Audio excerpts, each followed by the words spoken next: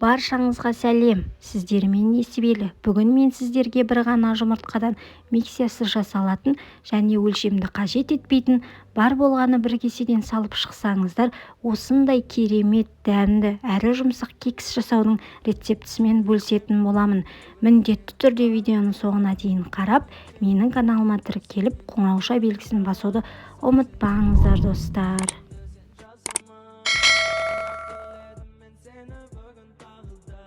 Ең алдымен ыдысымызға бір жұмыртқамызды салып аламыз. Одан кейін барлық ингредиенттері тек қана бір кеседен салып шығатын боламыз. Сіздерге видеода көрсетемін. Міне осындай кесемен қантты толтырмай салып, венчиктің көмегімен жақсырап араластырып аламын. Міндетті түрде ингредиенттерді бір кеседен салып шығасыздар. Себебі кекстеріңіз өте жұмсақ әрі дәмді болып шығады.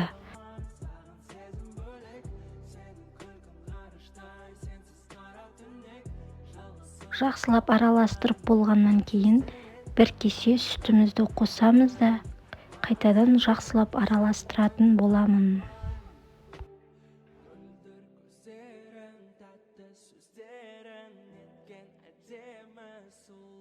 Енді келесі бір кесе сұйық май.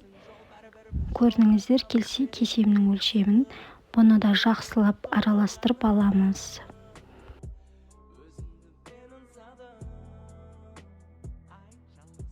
Енді келесі 2 кесе ұнымызды қосамыз. Бұл ұнымызды бөліп разрыхлителмен араластырып қосатын боламыз. Жақсылап араластырып, арнайы кекс формамызға салып, 150 градуста 30 минутта пісіретін боламын.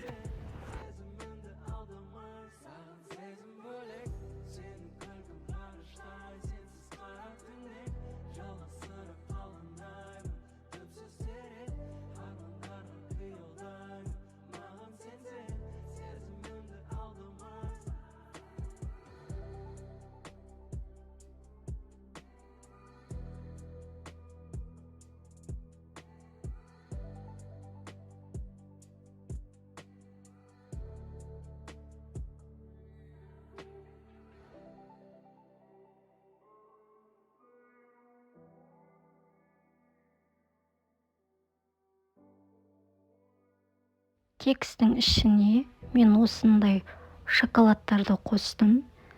Бірақ бұл міндетті емес. Бұл жерде орех қоссаңыз да болады, кішміш қоссаңыздар да болады. Бірақ айтып қояйын, бұл міндетті емес.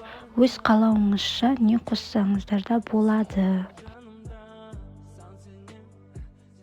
Достар, кексіміз пісті, дәмді, өте жұмсақ болып шығады.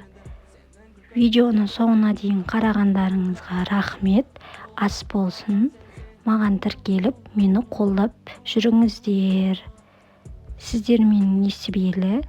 Қош сау болыңыздар.